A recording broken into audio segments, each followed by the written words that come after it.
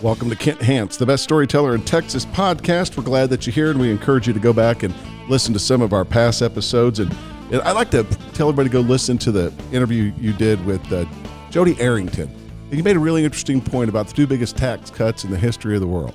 Yeah, the two largest tax cuts in the history of the world were both carried by the congressman from the 19th District of Texas, headquartered primarily in Lubbock and Abilene. And I did it under Reagan. He did it under Trump.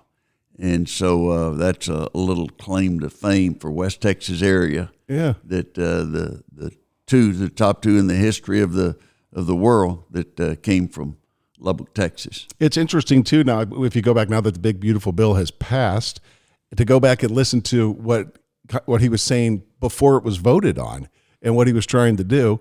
And he called it his Alamo. And congratulations. He drew the line there, and Jody's an excellent member of Congress and does an outstanding job and knows how it functions. He had the opportunity. He worked for me, he worked for President Bush, he worked for Don Powell.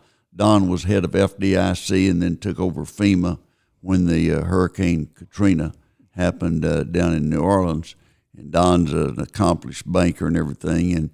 And Jody also worked for Clay Johnson, who was director of personnel at the White House. Mm-hmm. So he's been around some people that have been around politics, and it showed that, in that he got to be chairman of the Budget Committee as quickly as he did. We're going to get to the saying of the day in just a moment, but another shout out for Texas Tech, for a Red Raider, the presidential's the fitness committee. Fitness, yeah. Cody Campbell.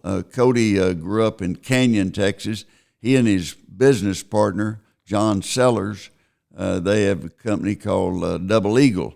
They were Canyon Eagles, and so they called it Double Eagle.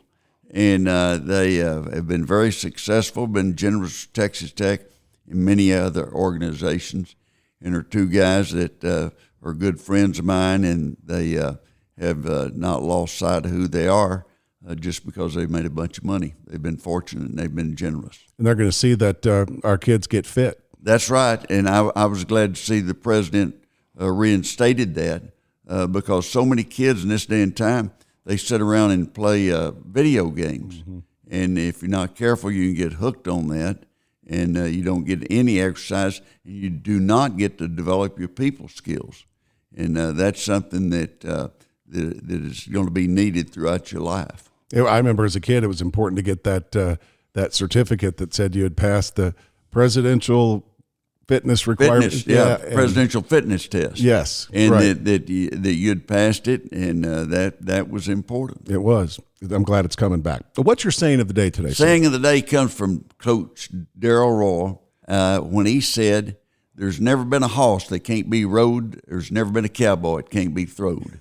That no matter how good you are, you can get defeated." And that, there'll be a great horse and nobody can ride it, but somebody will eventually ride it. And there'll be a great cowboy that can ride anything, but eventually some animal's going to throw him. Mm-hmm. And I always like that. Coach Royal had some good ones. One of his others I've used before, luck never hit a guy sitting in the shade. That's a good one. You got to be out moving around if luck's going to hit you. Mm-hmm. Today I wanted to talk about, we've got the anniversary, the 80th anniversary of the dropping of the first atomic bomb coming up Wednesday. Mm-hmm. And that was in Hiroshima in Japan, and was on August the 6th, 1945. And President Truman had to make a decision. Did he invade Japan? And his allied forces all said the same thing. If we do, we're going to lose a lot of soldiers.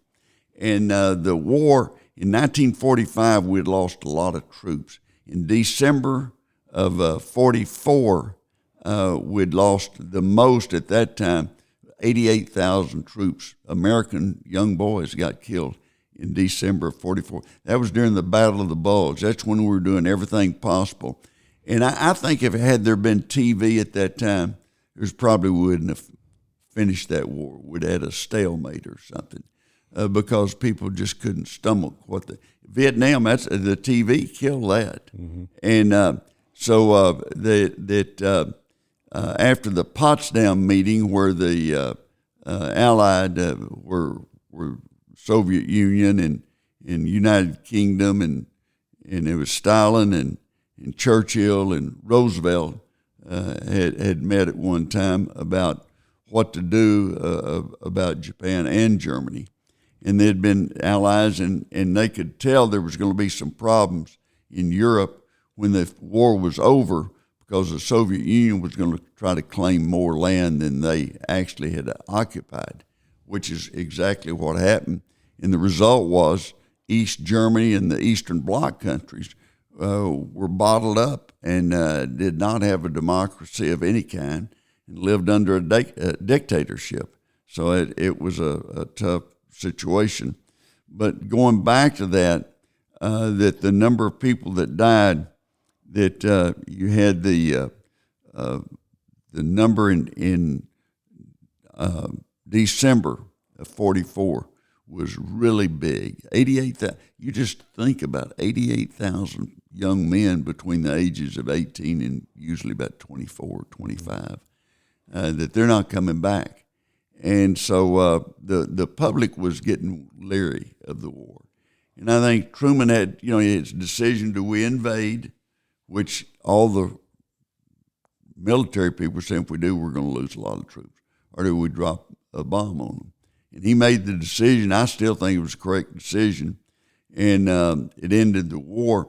It didn't end it immediately. They'd been told after Potsdam, they'd sent word to the Japanese, you need to unconditionally surrender now, and they didn't. So they dropped on Hiroshima the bomb on the 6th, and they still didn't end. And so on the 9th of August in 1945, they dropped another bomb on Nagasaki. And the combination of the two killed almost 250,000 people. And some of them didn't die for years, but within that first few days, about 250,000 people at both spots. And so, it was horrific. And you think back, at that time, a lot of people said, well, now that cat's out of the bag and there'll be other atomic bombs that'll be dropped all the time. It's been 80 years, not one. And I think part of that's because they saw what happened, that it was a lot more horrific than they'd believed that it could be. Do you know if the Japanese or the rest of the world knew that we had those weapons? They had been told that we had weapons of mass destruction way beyond anything anyone had seen. Mm-hmm. And Russia didn't get an atomic bomb until 1949, mm-hmm. and they did it because some Americans, 3 Americans, committed treason, and sold it to them, and made some money off of it. And it was I think August the 29th of 1949, Joseph Stalin announced that they now had a nuclear warhead. Since that time, we've been under MAD, which is mutual assured destruction, that you don't use one because your opposition is going to use 1 or 10 or 50. Most of the nuclear warheads now are 3 to 5 times stronger than what we had in World War II. And the one was the first one was with enriched uranium, and the second one was with plutonium. And they didn't know if both would work properly, and they both worked properly. Mm-hmm. But they were concerned about that. The whole idea it came out of the Corps of Engineers, and they had an office in downtown Manhattan, and that's the reason they called it the Manhattan Project. And they had 8 members of Congress that were working on the budget and how to hide the budget for that. And the budget, it was pretty big, it's several $1 billion. And in that period of time, it wasn't necessarily easy to hide things in budget. The guy that I succeeded in Congress, George Mahon, was on that committee, was on the Manhattan Project. And he said they would get in a DC-3 out at Andrews Air Force Base on a Thursday morning or a Friday morning, depending on when Congress adjourned. And that most of the time it's Friday, and they'd fly to Oak Ridge, Tennessee, where they're working on the enrichment. and then they'd go to Los Alamos where they were working on building a bomb, actually, and then sometimes they'd go down to Alamogordo, White Sands, where they were going to set the bomb off, and they were going to be miles away from there. And that it was tiring. He said you'd get back into Washington, D.C., and D.C. 3, D.C. 9, it wasn't like you were flying a luxury jet. You weren't in a Gulfstream 650, and that you'd just be exhausted. And then you still had to go to work and not tell anyone, where you were going and or where you'd been. So that was, the Manhattan Project was a huge project, and the United Kingdom and Canada were in on it too.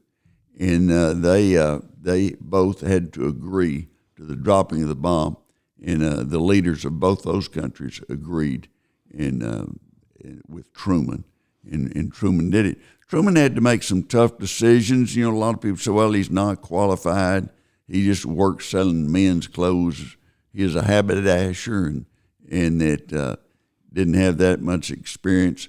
But he turned out to be a great president and did some things that had to be done. But you talk to anyone that's still alive from World War II, they all backed Truman's decision because it kept them from having to invade Japan. And one thing about Japan that I thought was telling of them as a population, we had the number of people killed in World War II was 1,250,000, and 1 million of them came in 1944, and so that's huge. But on the defense of Iwo Jima, 99% of the defenders, the Japanese, died. Wow. And a lot of those committed suicide when it became apparent. And that's something they'd been taught. On Okinawa, there were 7,400 surrendered, and there was 117,000 Japanese troops, and 94% of them died. Wow. So, they were fighting to the very end. And we knew it'd be that way once you invaded Japan, except to even be worse. And so he made that decision, made the right decision. Looking back on it, some of the people that were around then that had doubts about it but didn't say much would have been more outspoken in a later time. And that's the reason you have a lot of people that some refer to as peaceniks or whatever, but they don't want to see another atomic bomb or nuclear warhead go off. And I don't either, but you never know. President and Congress has to make those decisions. Speaking of decisions, presidents have to make tough decisions. Would you rank Truman's up there as one of the toughest? Oh, I think so. He had a lot of decisions he had to make, and had to make them pretty quick. And he knew near the end that there was a possibility that Roosevelt was going to die in office because he was so sick, and that but he wasn't really close to Roosevelt. He didn't get consulted on a lot of things. Presidents and vice presidents in this day and time work closer together than they did back then. One of the vice presidents one time said that being vice president wasn't worth anything, like a bucket of spit or something. he didn't seem to like it. And another vice president one time said the best thing about being vice president, you get to travel and go to a lot of nice funerals. The president can't go, and so you got to go. Vice President Vance said something to that effect this week. They were talking to him, and he said, it's being vice president's kind of great because the president makes all the decisions, the really hard decisions, and then I just kind of get to take some of the credit. Yeah. He said it's not bad. And he gets out there and makes the speeches for him. One of the things that happened after the bombs were dropped, and some of the people that helped build it saw the destruction and examined the destruction, and they regretted that they had ever done anything like that. And it's a serious decision that Truman had to make. But I'm just telling you, he made the right decision. Some other items on the agenda today that there was still that 42% of customers say that service it's not as good as it used to be. And I saw a quote one time a few years ago that the American public spent $3 trillion on goods and services. And this guy said, and had they been weighted on properly, they'd have probably spent 6. and you know, you go some places. I was a place the other day, in fast food place, and there are 3 of the employees behind the counter talking to each other and everything. They just kept talking and just ignored me. And I said, "Are y'all open?" And they went, "Oh yeah, we're open." Just, I didn't want to bother your conversation there. Just wanted to see if y'all were really open or not. You need to tell the story about the time you were in a hurry going to a basketball game in Waco and went in for Mexican food. Oh yeah, That's went into a Mexican food place there, and I told this kid, he came over and I said, "I want enchilada dinner with no onions and water to drink, and I got to go run to the restroom, and the food's here. When I get back, I'm gonna give you $100. You can keep it." And I went to the restroom. I came out of the restroom, washed my hands, dried them off, was walking across, and he was racing to my table with a hot plate of enchiladas. I mean, he did not let up. And he got his $100, and I think the enchiladas at that time probably cost just $3 or $4, maybe $5. But he was on it. I thought, he was a Baylor student, and I said, "What are you majoring in?" And he said, "Business." And I said, "You're going to do well. You're going to do well." That, and I think about the time that Ed Whitaker and I were having a bite to eat at the Bamboo Bicycle Club. It's kind of a fast food place in San Antonio. And the guy came over and got our orders and said, "What do you want to drink?" And I said, "I want a root beer." And he said, "We don't have root beer." I said, "You don't?" That just makes me sad. And I was going to give a good tip, because I got root beer and everything. And I said, "Well, no, we don't." And anyway, he got our order and left. He came back in about 5 minutes, he had a root beer. And I said, "Where'd you get that?" And he said, 7-Eleven across the street. I mentioned tip and root beer, and he put 2 and 2 together, and he had blazing speed. I'm glad he didn't get hit by a car. I'd have probably gotten sued after that deal. There was a divorce case in Florida, and this lady had bought bathroom scales, that you could do a printout on and see what you weighed every day for the last 30 or 40 days, and it'd show what weights had been on there. And she got to looking, and every time she was out of town, somebody that weighed 120 pounds weighed. And anyway, it did not end well for the old boy. And he had some explaining to do. He had some explaining to do, but it wasn't going to be enough. The history of the scales. There was also a story out of Florida. They get a lot of stories where a drunk attacked a car with a tire tool, beating up on it. He got mad at the service department of a dealership, and he just kind of went nuts, and he got the tire tool and started beating up a car. But it was a police cruiser. Oh, boy. And so don't beat up cars, but if you do, don't pick a police cruiser and then wonder why you got in trouble. I mean, that won't work. I was reading some on geography this week, and there was a deal that the Atlantic entrance, the Panama Canal, is further west than the exit. And the deal is it mostly runs through some islands and through some rivers and everything. And it goes in, it's a north to south mostly. Most people think it's east to west, but it's north to south. And the north entrance on the Atlantic side is further to the west than the exit and entrance on the Pacific side. What an amazing achievement that was, building that canal. Yeah. Wow. The number of people died of malaria and everything. And I still go back to that and how they just did things. The Empire State Building, 410 days from the time that you couldn't get a permit in 410 days in this day and time. But they built it from turning shovel to opening up was 410 days. What? I mean, that's amazing. What slows down the permit process? Do you know? Everybody's got to look at something, and they got to make sure this is done, and also looking to make sure that they've covered their tracks in case there's a collapse of the building or there's something goes wrong, and they just move slower. And I had a friend of mine say one time, he was talking about he was dealing with some people getting a permit, and he said, if they ever hang me, I want that group to go get the rope. So they'd give him a lot of extra time, to live.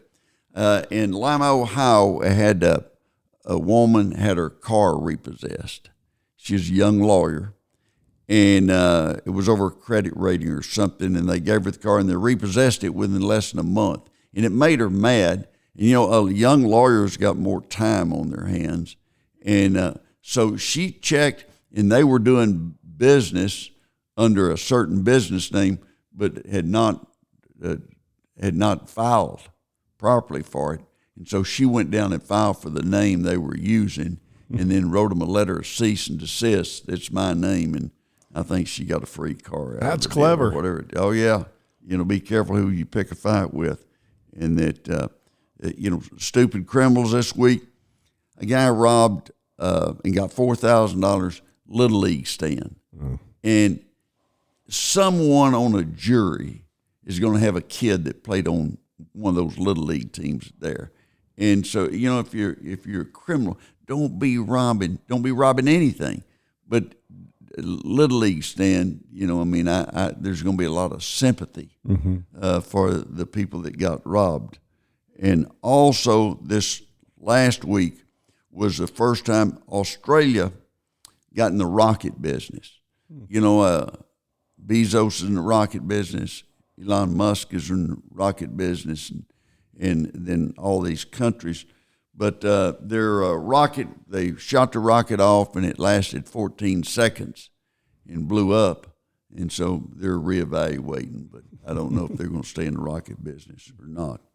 Also, they announced last week the top NFL winners, percentage-wise.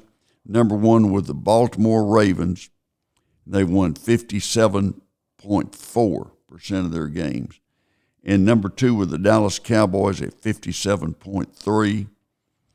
Green Bay Packers were 57.2%. Kansas City Chiefs 55.3%. And Chicago Bears 55.3%. Those were the top five, and all traditionally good teams. But you look at that, you're talking about 57%. In colleges, you've got a lot of colleges that'll be in the 70s, 60s and 70s and 80s. But the way the NFL does the draft, if you're a bad team, then you're going to get the draft first or second, pretty high. And the way they do that, it keeps teams fairly even.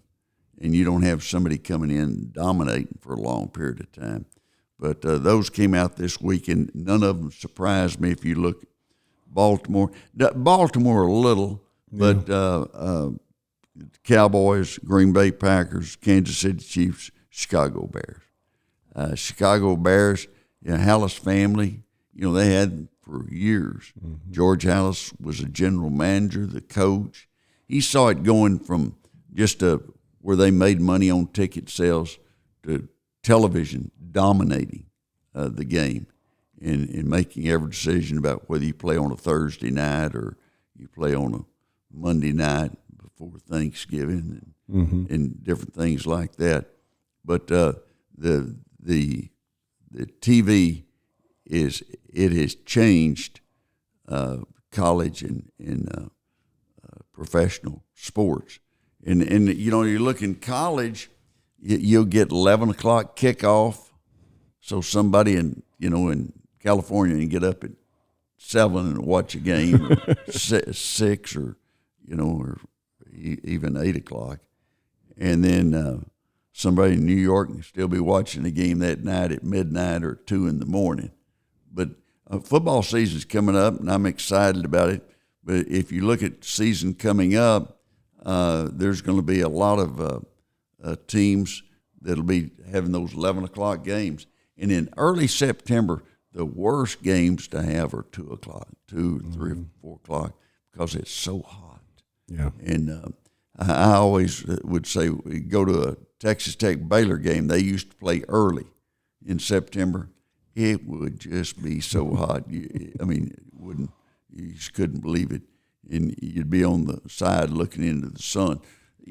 Home stadiums, they give their opponents they give them the seats that look directly into the sun, and in the end zone at that.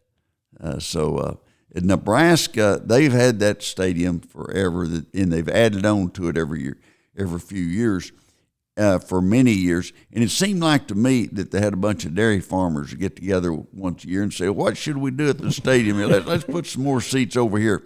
But there was one place in the southwest corner of the stadium that you couldn't see all the field. Mm-hmm. But they had a big screen up there so you could see if somebody scored. Well, if they did, you could tell that from the crowd. Mm-hmm. But I always thought that's unusual. Only time I'd ever been to a game that you couldn't see the entire field. Talking about my alma mater there. Yeah, but the Cornhuskers, they've fallen on some bad times. But I tell you, they had a great run from the 70s till about 2005 or something like that. Yeah, 4 national championships. Yeah. Not bad. That's a great place to see a football game, though. It is. It is. I saw Texas Tech play there when Spike Dyke was coach, and I saw him play there when Leach was coach, and I saw him play there when Kingsbury was coach. Mm-hmm. And that's a hard place to play, but we've won some games up there, and at first back in the 60s, 70s, 80s, you never won a game up there. Yeah. Didn't matter. Back in the Tom Osborne days. Tom Osborne later went to Congress, and it never did fit him. No. He wasn't a jovial guy. He was a guy that got a game plan together and went out and implemented it. I think he'd get a game plan together and want to go out and debate it or something. Everybody had already made up their mind before. Yeah, a lot of people don't realize that when the debate's going on, 99% of the bills come up, the vote's already been determined. Mm-hmm. People read it ahead of time. They know whose side they're going to be on. When you go in and vote, they flash the names of all the people on the screen up on the south side of the house, and you can look and see. I could not even know what the amendment was, and I could look up there and see, how people were voting. If Mickey Leland was for a bill, I was probably going to be against it. I mean, he was a friend, but we didn't have the same interests. If Phil Graham was voting for a bill, I'd probably, it's probably going to be one that I'd support. Mm-hmm. But you could glance, if somebody brought up an amendment at the last minute on the floor, well, then it was a different situation. It's good stuff. Good stuff. We encourage you to go back and listen to past episodes. There's a lot of great content there. I want to remind everyone what our saying of the day was. Saying of the day was from Coach Darrell Royal. There's never been a horse that can't be rode. There's never been a cowboy that can't be throwed. Darrell Royal.